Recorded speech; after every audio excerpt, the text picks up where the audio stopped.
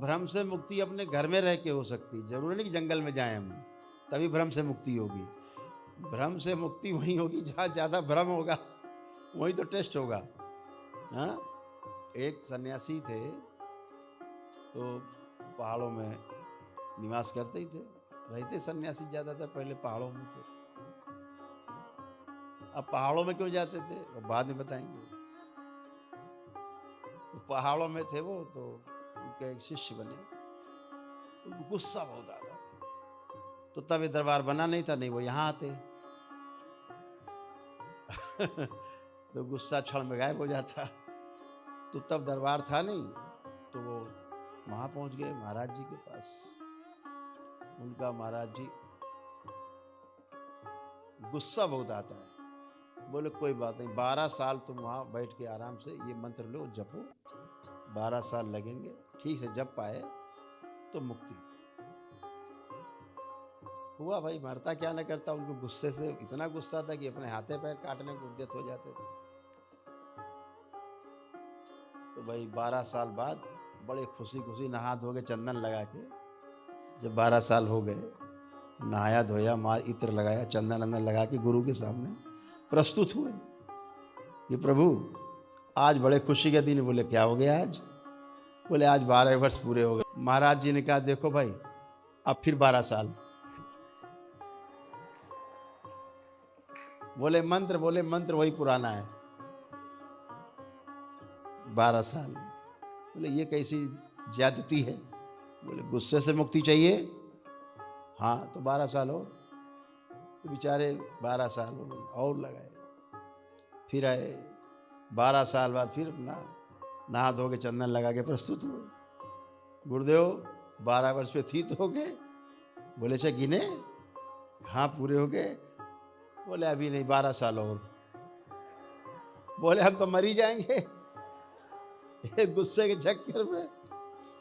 बोले अच्छा ठीक है, कुंभ का मेला लगा है, पहले वहाँ हम लोग चलते हैं, लौट के आएंगे तो इस पर चर्चा करेंगे, कुछ विचार करेंगे, शायद कुछ घटाएं बढ़ाएंगे इसको। तो भाई कुंभ का मेला था, तो गुरु चेले सब सन्यासी साथी निकल पड़े। भाई सभी लोग जाते हैं पहाड़ों कंदराओं से निकल के कुंभ के मेले में।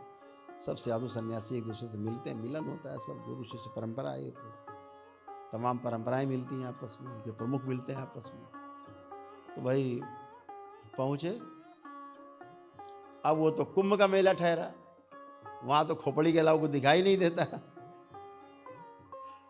तो महाराज जी चल रहे, तब तक किसी का पैर जो है, उनके पैरों में, नंगे पैर बेचारे सन्यासी, किसी गृहस्थ का पैर बेचारे उन पड़ गया उनके शिष्य के ऊपर।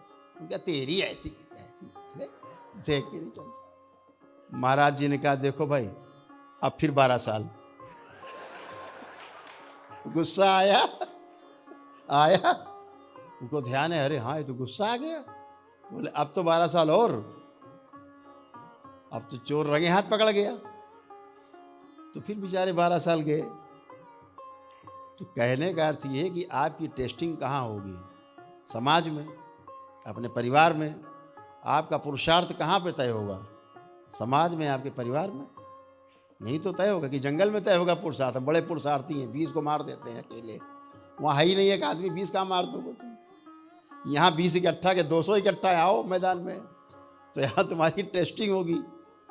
तो सबसे बड़ी टेस्टिंग का जो स्थान है, वो स्थान है हमारा अपना परिवार, हमारा समाज, जहाँ प्रति क्षण, प्रत्येक क्षण, हर क्षण अपनी टेस्टिंग होती है। हर क्षण टेस्टिंग है।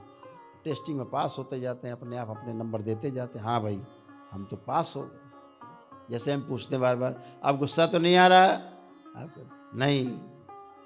कोई विचार तो नहीं आ रहा गंदा? कहते नहीं। तो टेस्टिंग होती ना यही।